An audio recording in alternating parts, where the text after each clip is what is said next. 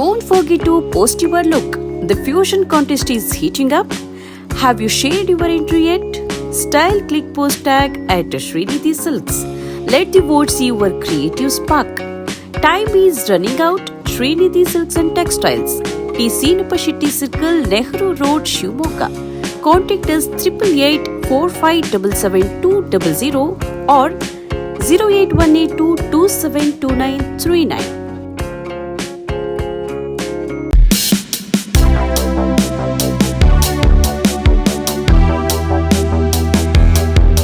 ಮಾತು ಬಿಟ್ಟು ಅಭಿವೃದ್ಧಿ ಕುರಿತಂತೆ ಶ್ವೇತಪತ್ರ ಹೊರಡಿಸಿ ಎಂದು ಸಚಿವ ಮಧು ಬಂಗಾರಪ್ಪ ಅವರಿಗೆ ವಿಧಾನ ಪರಿಷತ್ ಸದಸ್ಯ ಡಿಎಸ್ ಅರುಣ್ ಸವಾಲು ಹಾಕಿದ್ದಾರೆ. ಶಿವಮೊಗ್ಗದಲ್ಲಿ ಮಾತನಾಡಿದ ಅವರು, ಶಿಕ್ಷಣ ಸಚಿವರಿಗೆ ತಾವೇನು ಮಾತನಾಡ್ತಾ ಇದ್ದೇವೆ ಎಂಬುದೇ ಅರಿವಿಲ್ಲ. ಅವರು ಕನ್ನಡದ ಶಬ್ದಕೋಶವನ್ನೇ ಅರಿತಿಲ್ಲ, ಸಂಸ್ಕೃತಿಯೂ ಗೊತ್ತಿಲ್ಲ. ಲೂಸು ಅಪ್ಪನ ಮನೆಯಿಂದ ತರ್ತಾನ ಎಂದೆಲ್ಲ ಕೀಳುಮಟ್ಟದ ಭಾಷೆಯನ್ನ ಬಳಸ್ತಾರೆ. ಒಬ್ಬ ಶಿಕ್ಷಣ ಸಚಿವರಾಗಿ ಹೇಗೆ ಮಾತನಾಡಬೇಕೆಂಬ ಅರಿವೇ ಇವರಿಗಿಲ್ಲ. ಇಂತಹ ಶಿಕ್ಷಣ ಸಚಿವರಿಂದ ಮಕ್ಕಳು ಏನು ಕಲಿತಾರೋ ಎಂದು ಛೇಡಿಸಿದ್ದಾರೆ. ವಿರೋಧ ಪಕ್ಷಗಳು ಆರೋಪ ಮಾಡುವುದು ಸಹಜ. ಆ ಆರೋಪಗಳಿಗೆ ತಕ್ಕ ಉತ್ತರ ಕೊಡಬೇಕು. ಒಬ್ಬ ಜಿಲ್ಲಾ ಉಸ್ತುವಾರಿ ಸಚಿವರಾಗಿ ಇವರೇನು ಜಿಲ್ಲೆಯ ಅಭಿವೃದ್ಧಿ ಮಾಡಿದ್ದಾರೆ? ಸಂಸದ ರಾಘವೇಂದ್ರ ಅವರು ಅಭಿವೃದ್ಧಿ ಮಾಡಿದ್ದು ಬೇಕಾದಷ್ಟಿದೆ. ಶಿವಮೊಗ್ಗ ಅಭಿವೃದ್ಧಿಯ ಬಗ್ಗೆ ಬೇಕಾದರೆ ನಮ್ಮೊಂದಿಗೆ ಚರ್ಚೆಗೆ ಬರಲಿ. ಯಾರ ಕಾಲದಲ್ಲಿ ಹೆಚ್ಚು ಅಭಿವೃದ್ಧಿಯಾಗಿದೆ ಎಂಬುದನ್ನು ನಾವು ಅವರಿಗೆ ಹೇಳ್ತೇವೆ. ಇವರು ಸಚಿವರಾದ ಮೇಲೆ ಜಿಲ್ಲೆಯಲ್ಲಿ ಒಂದು ರಸ್ತೆಯೂ ಆಗಿಲ್ಲ. ಬೇಕಾದರೆ ಏನು ಅಭಿವೃದ್ಧಿಯಾಗಿದೆ ಎಂದು ಶ್ವೇತಪತ್ರ ಹೊರಡಿಸಲಿ ಎಂದಿದ್ದಾರೆ. ಮುಖ್ಯಮಂತ್ರಿ ಸಿದ್ದರಾಮಯ್ಯ, ಸಚಿವರಾದ ಪ್ರಿಯಾಂಕ್ ಖರ್ಗೆ, ಸಂತೋಷ್ ಲಾಡ್, ಮಧು ಬಂಗಾರಪ್ಪ ಇವರಿಗೆ ಆರ್ಎಸ್ಎಸ್ ಬಗ್ಗೆ, ಪ್ರಧಾನಿ ಮೋದಿಯ ಬಗ್ಗೆ ಮಾತನಾಡುವುದು ಮಾತ್ರ ಗೊತ್ತು. ಅದರಲ್ಲೂ ಏಕವಚನದ ಮಾತುಗಳು. ಕೇಂದ್ರಕ್ಕೆ ಬೈದರೆ ಇವರಿಗೆ ಹೇಗೆ ಅನುದಾನ ಸಿಕ್ಕುತ್ತದೆ? ಪ್ರಾಮಾಣಿಕವಾಗಿ ಕೇಳಿದರೆ ಕೇಂದ್ರ ಸರ್ಕಾರ ಹಣ ಕೊಟ್ಟೇ ಕೊಡುತ್ತೆ. ಆದರೆ ಅದನ್ನು ಬಿಟ್ಟು ಹೀಯಾಳಿಸುವುದು, ಗೇಲಿ ಮಾಡುವುದು, ಪ್ರಧಾನಿ ಹಾಗೂ ಗೃಹ ಮಂತ್ರಿ ಎಂಬ ಅರಿವಿಲ್ಲದೆ ಮಾತನಾಡುವುದು ಬಿಡಬೇಕೆಂದು ಕಿವಿಮಾತು ಹೇಳಿದ್ದಾರೆ. ಶಿವಮೊಗ್ಗದ ಇಡೀ ರಾಜ್ಯದಲ್ಲಿ ಇವತ್ತು RSS ಬಗ್ಗೆ ಇರ್ಬೋದು, ಪ್ರಿಯಾಂಕ ಖರ್ಗೆ ಮಾತಾಡ್ತಾ ಇರೋದಿರ್ಬೋದು, ಸಂತೋಷ್ ಲಾಡ್ ಇರ್ಬೋದು, ಈ ಕಡೆ ಶಿವಮೊಗ್ಗದ ಜಿಲ್ಲಾ ಉಸ್ತುವಾರಿಗಳಾದಂಥ ಮಧು ಬಂಗಾರಪ್ಪನವ್ರು ಮಾತಾಡ್ತಾ ಇರೋಂಥದ್ದು ನೋಡಿದ್ರೆ ತುಂಬ ಬೇಸರ ಆಗುತ್ತೆ, ಸಿಟ್ಟು ಬರುತ್ತೆ. ಏನು ಹೇಳಿದ್ರು ಅದನ್ನು ನಾವು ಮುಂಚೆನೂ ಹೇಳಿದ್ವಿ, ನಾವು ವಿತ್ ಫ್ಯಾಕ್ಟ್ಸ್ ಆ್ಯಂಡ್ ಫಿಗರ್ಸ್ ಕೂರೋಣ ಸರ್. ಅತಿ ಹೆಚ್ಚು ಅಭಿವೃದ್ಧಿ ಆಗಿರೋವಂಥದ್ದು ಯಾರ ಕಾಲದಲ್ಲಿ ಅನ್ನೋವಂಥದ್ದನ್ನು ಕೇಳೋಣ, ಬೇಕಾರೆ ಮಾತಾಡೋಣ. ಶಿವಮೊಗ್ಗಕ್ಕೆ ಏನು ಅನ್ಯಾಯ ಆಗಿದೆ, ಏನು ಕೊಡುಗೆ ಆಗಿದೆ, ಅದನ್ನು ಕೂಡ ನಾವು ವಿತ್ ಸ್ಟ್ಯಾಟಿಸ್ಟಿಕ್ಸ್ ನಾವು ಮಾತಾಡೋಕ್ಕೆ ರೆಡಿ ಇದ್ದೀವಿ. ಶಿವಮೊಗ್ಗದ ಜಿಲ್ಲಾ ಉಸ್ತುವಾರಿ ಸಚಿವರು ಮಾತಾಡ್ತಾ ಇರೋವಂಥ ರೀತಿ ನೋಡಿದ್ರೆ, ನಾನು ಹಿಂದೆನೂ ಮಾತಾಡಿದ್ದೆ ಅವ್ರ ಬಗ್ಗೆ, ಕೇಳಿದ್ದೆ ನಾನು, ಶಿಕ್ಷಣ ಸಚಿವರು ಅಂದರೆ ಏನು ಅಂತ. ಶಿಕ್ಷಣ ಸಚಿವರು ಒಂದು ಮಕ್ಕಳಿಗೆ, ಅದರೊಳಗೂ ಪ್ರಾಥಮಿಕ ಶಿಕ್ಷಣ ಸಚಿವರು ಅಂದರೆ ಮಕ್ಕಳಿಗೆ ಭಾಳ ಬೇಗ ಅಟ್ರಾಕ್ಟ್ ಆಗುವಂಥದ್ದು, ಮಕ್ಕಳಿಗೆ ಒಂದಷ್ಟು ಪ್ರೇರಣೆ ಸಿಗುತ್ತೆ ಶಿಕ್ಷಣ ಸಚಿವರು ಅಂತಿದ್ದಂಗೆ.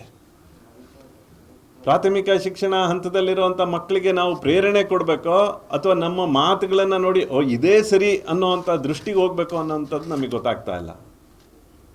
ಯಾವ ಪದಗಳು ಲೂಸು, ಏನು ಪದಗಳನ್ನು ಯೂಸ್ ಮಾಡೋಕ್ಕೆ ಹೊರಟಿದ್ದೀರಾ ಅಂತ. ಅದರಿಂದ ನಾವು ಒಂದಷ್ಟು ಪ್ರೇರಣೆ ಸಿಗಬೇಕಾಗಿರೋಂಥ ಹಂತದಲ್ಲಿ ನಿಮ್ಮ ಮಾತುಗಳೇ ತುಂಬ ಜನಕ್ಕೆ ಇದೇ ಒಳ್ಳೆಯದು, ಈ ಥರ ಮಾತಾಡೋದನ್ನೇ ಒಳ್ಳೆಯದು ಅಂತ ಅನ್ನಿಸ್ಬಿಟ್ರೆ ತುಂಬ ನೋವಾಗುತ್ತೆ. ಮತ್ತು ಯಡಿಯೂರಪ್ಪನವ್ರ ಬಗ್ಗೆ ಮಾತಾಡೋ ಅಂಥದ್ದು, ಯಾವತ್ತೂ ಒಂದು ಹಿರಿಯರು, ಈಗ ಅವರು ರಾಜಕೀಯ ಇದರಿಂದ, ಚುನಾವಣೆಯ ಇದರಿಂದ ಹೊರಗಡೆ ನಿಂತು ನಮಗೆಲ್ಲರಿಗೂ ಪ್ರೇರಣೆ, ಅವರು ಹಿಂದಿನ ಹೋರಾಟಗಳು ನಮಗೆ ಪ್ರೇರಣೆ ಸಿಗಬೇಕು, ಶಿವಮೊಗ್ಗಕ್ಕೆ ಮಾಡಿದ ಕೆಲಸಗಳ ಬಗ್ಗೆ ಪ್ರೇರಣೆ ಸಿಗಬೇಕು, ಅಂಥವ್ರ ಬಗ್ಗೆ ಹಗುರವಾಗಿ ಮಾತಾಡೋವಂಥದ್ದು. ಅದಾಯಿತು. ಈಗ MP ಗಳ ಬಗ್ಗೆ, MP ಗಳು ಯಾವುದಾದ್ರೂ ಒಂದು ಆರೋಪ ಮಾಡಿದಾಗ ಅದು ರಾಜಕೀಯ ದೃಷ್ಟಿಕೋನದಿಂದ ನೋಡೋದನ್ನು ಬಿಟ್ಟು ವೈಯಕ್ತಿಕ ನೋಡೋ ಅಂಥದ್ದನ್ನು ಸ್ವಭಾವ ನಮ್ಮ ಶಿವಮೊಗ್ಗದ ಉಸ್ತುವಾರಿ ಮಂತ್ರಿಗಳಿಗೆ ಬಂದುಬಿಟ್ಟಿದೆ. ಡೈರೆಕ್ಟಾಗಿ MP ಗಳಾಗ್ಬಿಟ್ರು. ಒಂದು ಸಲ ಯೋಚನೆ ಮಾಡಿ, ಉಸ್ತುವಾರಿ ಸಚಿವರುಗಳು ಡೈರೆಕ್ಟಾಗಿ MP ಆಗಿರೋದು, ಡೈರೆಕ್ಟಾಗಿ MLA ಆಗಿರೋದು ಯಾರು ಅಂತ. ರಾಘವೇಂದ್ರ ಅವರು ನಮ್ಮ ಸಂಘಟನೆಯಲ್ಲಿ ಕೆಲಸ ಮಾಡಿ ಶಿಕಾರಿಪುರದಲ್ಲಿ ಪುರಸಭೆಯ ಮೆಂಬರ್ ಆಗಿ, ನೋಡಿ ನಮ್ಮ ಒಂದು ವ್ಯವಸ್ಥೆ ಇದೆ, ಸಂವಿಧಾನದಲ್ಲಿ ನಮಗೊಂದು ಅವಕಾಶಗಳಿದ್ದಾವೆ, ಪ್ರಜಾಪ್ರಭುತ್ವದ ವ್ಯವಸ್ಥೆಯಲ್ಲಿ ನಾವಿದ್ದೀವಿ. ಇದನ್ನು ಅರ್ಥ ಮಾಡ್ಕೋಬೇಕಲ್ಲ. ನರೇಂದ್ರ ಮೋದಿಯವರು ನೇರವಾಗಿ ಮುಖ್ಯಮಂತ್ರಿಗಳಾಗಿರೋವಂಥದ್ದು, ಅವ್ರು ಯಾವುದೇ ಬೇರೆ ಯಾವುದನ್ನು ಮಾಡಿಲ್ಲ, ಯಾವುದೇ ಜನಪ್ರತಿನಿಧಿಯಾಗಿ ಕೆಲಸ ಮಾಡಿಲ್ಲ. ಅವರು ಇವತ್ತು ಪ್ರೂವನ್ 25ನೇ ವರ್ಷ ಇದು. 25 ವರ್ಷದಿಂದ ಒಬ್ಬ ಜನಪ್ರತಿನಿಧಿಯಾಗಿ ದೇಶ ಆಳ್ತಾ ಇರೋಂಥ ವಿಶ್ವಗುರು ಅನ್ನೋವಂಥದ್ದನ್ನು ಕಣ್ಮುಂದೆ ಕಾಣ್ತಾ ಇದೆ. ರಾಘವೇಂದ್ರ ಅವ್ರು ಸಂಘಟನೆಯಲ್ಲಿ ಕೆಲಸ ಮಾಡ್ತಾರೆ, ಸಂಘಟನೆ ನಂತರ ಒಬ್ಬ ಪುರಸಭೆ ಮೆಂಬರ್ ಆಗಿ ಅಲ್ಲಿ ಕೆಲಸ ಮಾಡ್ತಾರೆ ಶಿಕಾರಿಪುರದಲ್ಲಿ.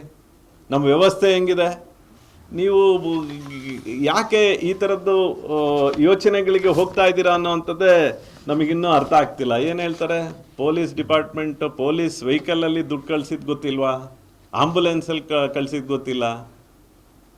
ಇದೊಂಥರ ಹಿಟ್ ಆ್ಯಂಡ್ ರನ್. ಸುಮ್ಮನೆ ಹೇಳೋದು, ಆಯಿತು ನಿಮ್ಮದೇ ಸರ್ಕಾರ ಆಯ್ತಲ್ಲ, ಅವ್ರು ಮೊದಲೇ ಸಲ ಗೆದ್ದಾದ್ಮೇಲೆ 2013ರಿಂದ 18 ತನಕ ಸಿದ್ದರಾಮಯ್ಯನವ್ರ ಸರ್ಕಾರ ಆಯಿತು. 2009ನೇ ಇಸ್ವಿಲೇ ಮಾನ್ಯ BY ರಾಘವೇಂದ್ರ ಅವ್ರು ಗೆದ್ದಿದ್ದು. ಅವಾಗಲೇ ತನಿಖೆ ಮಾಡ್ಬೋದಿತ್ತಲ್ಲ. ಪೊಲೀಸ್ ಇಲಾಖೆನ ಅಷ್ಟು ಹಗುರವಾಗಿ ತೊಗೊಂಡ್ಬಿಡ್ತೀರಾ? ಪೊಲೀಸ್ ಜೀಪಲ್ಲಿ ದುಡ್ಡನ್ನು ಕಳಿಸಿದ್ರು ಅಂತ ಹೇಳ್ತೀರಾ, ಆಂಬುಲೆನ್ಸಲ್ಲಿ ದುಡ್ಡನ್ನು ಕಳಿಸಿದ್ರು ಅಂತ ಹೇಳ್ತಾರೆ. ಬಾಯಿಗೆ ಬಂದಂಗೆ ಮಾತಾಡಿದ್ರೆ ಇದು ಸರಿ ಹೋಗಲ್ಲ. ಇದು ಎಲ್ಲೋ ಒಂದು ಕಡೆ ನಾವು ರಾಜಕೀಯ ಕ್ಷೇತ್ರದಲ್ಲಿ ಯಾಕಪ್ಪ ಈ ಥರದ ಮಾತುಗಳನ್ನು ಆಡಬೇಕು, ನಾವು ತಾಳ್ಮೆ ಕಳ್ಕೊಂಡ್ರೆ ನಮ್ಮ ಸ್ಥಿತಿ ಏನಾಗುತ್ತೆ, ಇಲ್ಲಿಗೆ ನಿಲ್ಲಬೇಕು. ಇದು ಸರಿಯಲ್ಲ. ಇದು ನಾವು ಮಾತಾಡೋಣ, ನಾವು ಇಂಥದ್ದಾಗಿಲ್ಲ. ಶಿವಮೊಗ್ಗಕ್ಕೆ ಆಯಿತು, ಶಿವಮೊಗ್ಗ ಜಿಲ್ಲೆಗೆ ನೀವು 2.5 ವರ್ಷದಿಂದ ನೀವು ಆಗಿದ್ದೀರಾ, ಉಸ್ತುವಾರಿ ಮಂತ್ರಿಗಳಾಗಿದ್ದೀರಾ, ನೀವೇನೇನು ತಂದಿದ್ದೀರಾ ತೋರಿಸಿ, ವೈಟ್ ಪೇಪರ್ ಕೊಡಿ. ಸುಮ್ಮನೆ ಅಲ್ಲೊಬ್ಬರು ಸಿದ್ದರಾಮಯ್ಯನವರು ಒಂದು ಬೊಗಳೆ ಹೊಡೆಯೋದು, ಇಲ್ಲಿ ಇವರು ಬೊಗಳೆ ಹೊಡೆಯೋದು, ಇದು ಸರಿ ಹೋಗಿಲ್ಲ. ಹೇಳೋದಾದರೆ ಹೇಳಿ, ನಾವು ಇಂತಿಂಥ ಕೆಲಸ ಮಾಡಿದ್ದೀವಿ, ಅದಕ್ಕೋಸ್ಕರ ನಮಗೆ ಅವ್ರಿಗಿಂತ ನಾವು ಬೆಟರ್ ಅಂತ ತೋರಿಸಿ.